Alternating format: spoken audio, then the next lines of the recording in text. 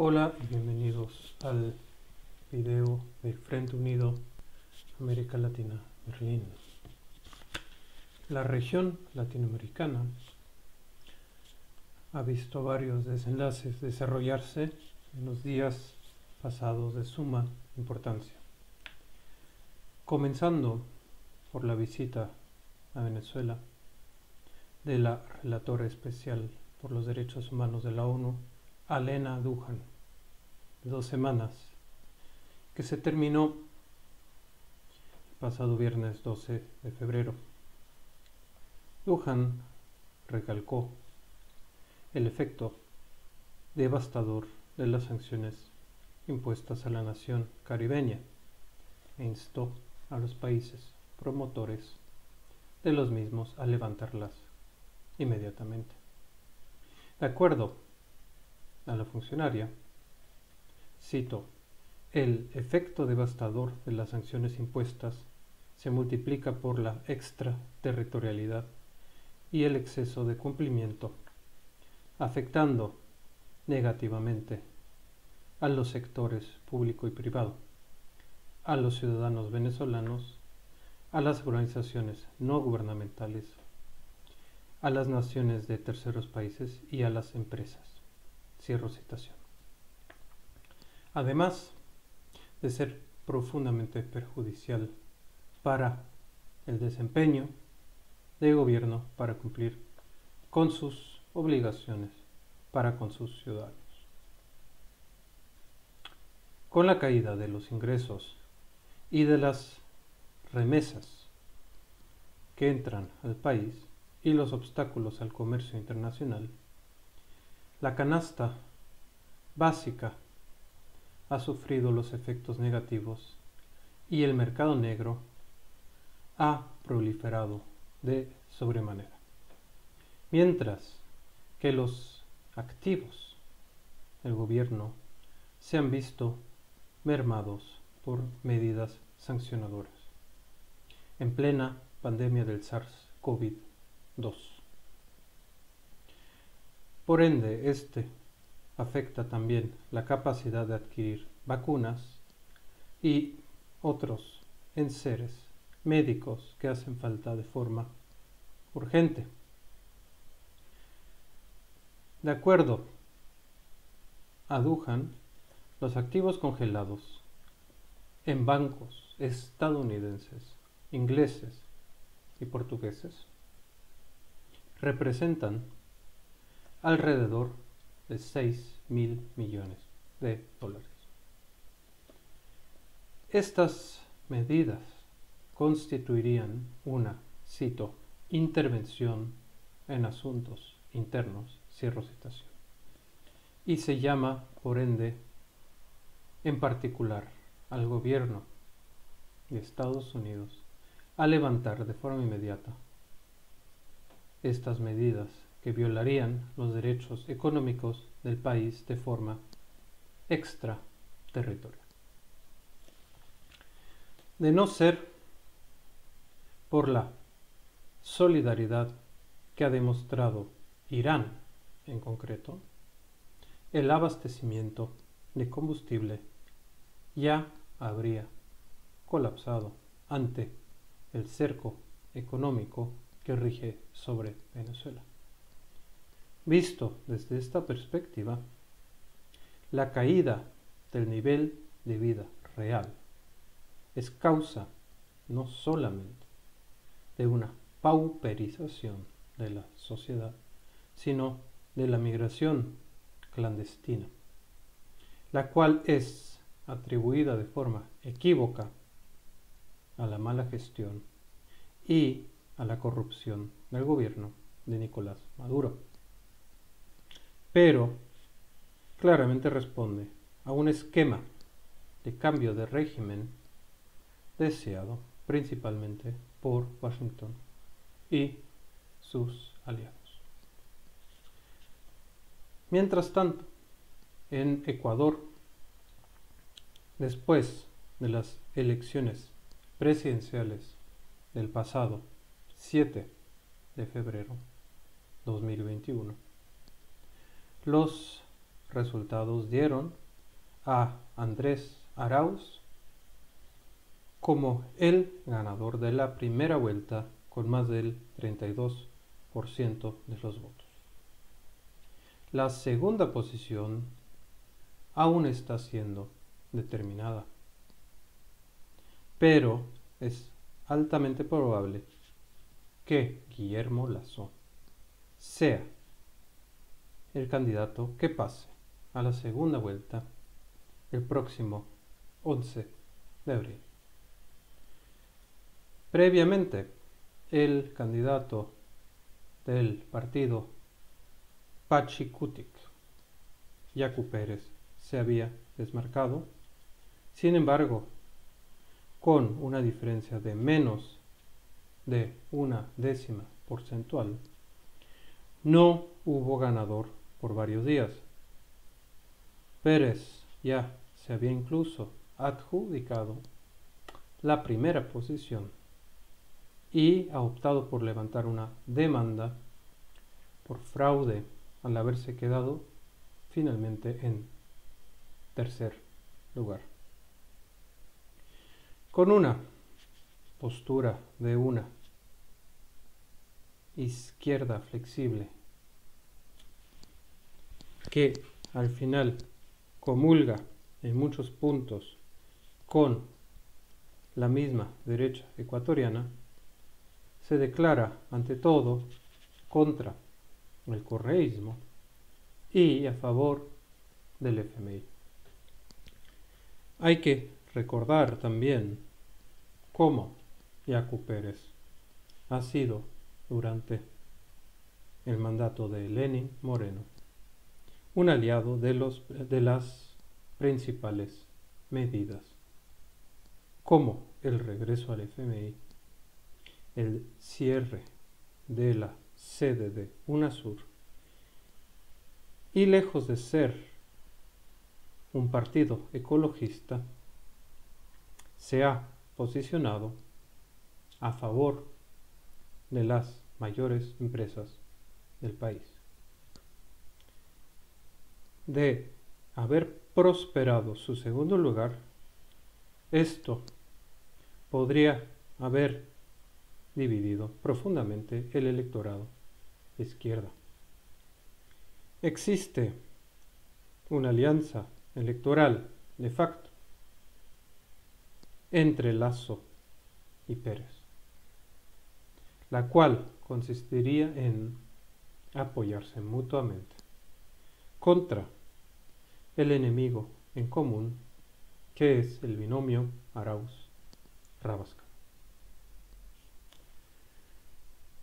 Se llevaron a cabo un número considerable de irregularidades durante las elecciones, que fueron llamadas eufemísticamente casillas con novedad, entre comillas, sobre todo en las regiones de la costa, donde están las mayores provincias del país andino.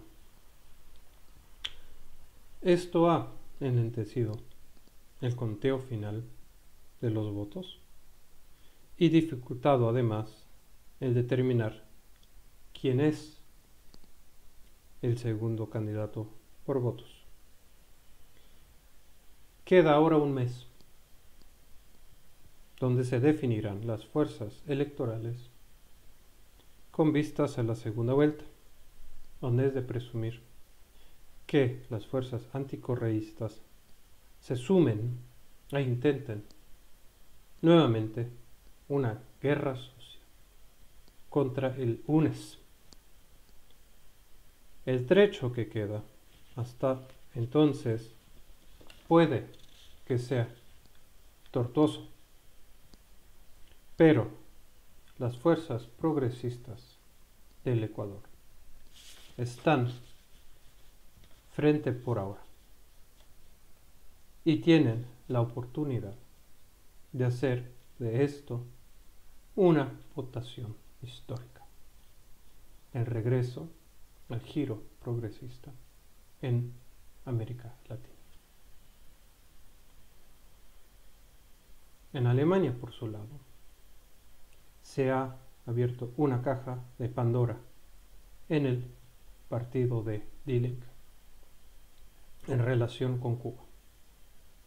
Así, con el comunicado emitido por el partido de izquierda, que por primera vez ponía en duda el carácter democrático del país caribeño, se invitaba al diálogo con los integrantes del denominado Grupo San Isidro, conformado por artistas cubanos opositores al gobierno. Es sabido que este grupo está financiado y apoyado en gran medida por el Departamento de Estado de Estados Unidos, y se tiene hasta constancia de que los activistas reciben prebendas para su participación. Esta nueva estrategia de crear grupos opositores en el interior de Cuba, en esta ocasión ha llevado a una importante resonancia internacional que, por lo visto, llegó hasta la sede de Die Linke.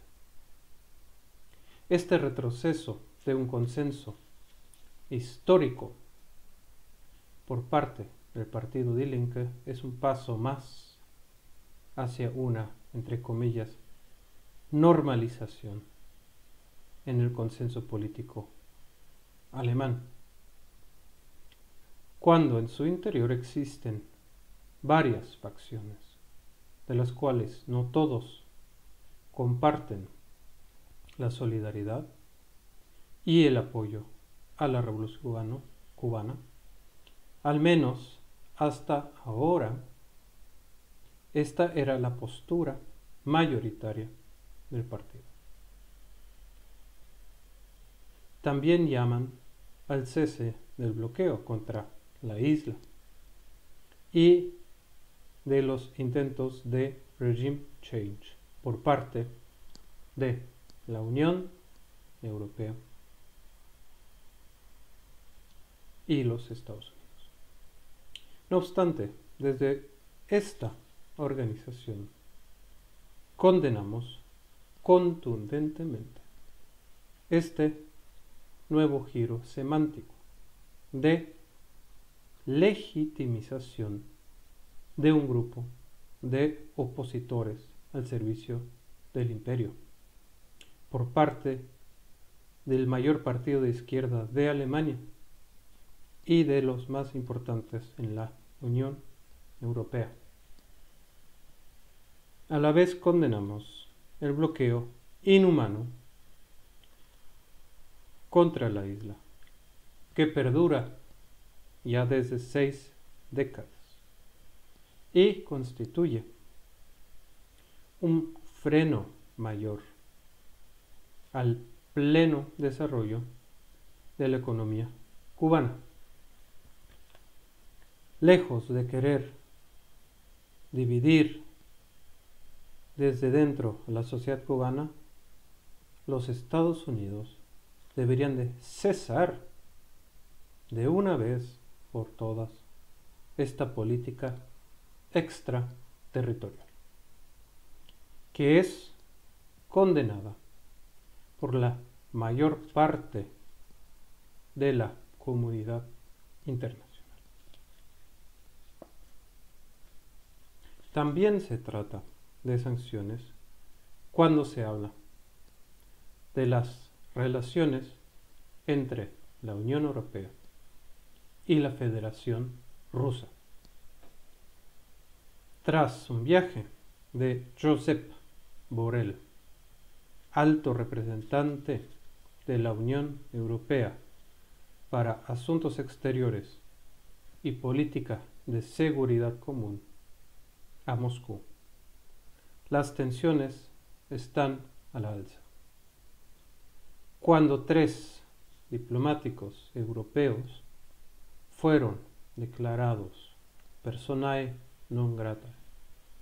Tras participar a las marchas de la oposición no autorizadas, el tono subió en Polonia, Suecia y Alemania. En represalia, en Varsovia, Estocolmo y Berlín fueron expulsados respectivamente un diplomático ruso. Pero más allá, se habla en el seno de la Unión Europea de incrementar las sanciones contra Rusia.